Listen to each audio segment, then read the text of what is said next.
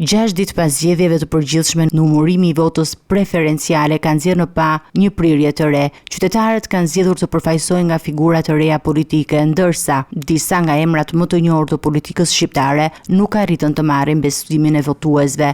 Ministri i Ekonomisë, Kulturës dhe Inovacionit Blendi Gonxhia rezultoi kandidati më i votuar në vend me 21.000 vota, i dyti rënditet Erion Braçe, gjithashtu nga rradhët e socialistëve me mbi 20.000 vota, ndërsa më e votuara ndër gratë është Jorita Tabaku nga Partia Demokratike me mbi 18.000 vota, duke u rënditur e treta në shkallë kombëtare. Por ndërsa disa dolën fitues, të tjerë mbetën jashtë garës.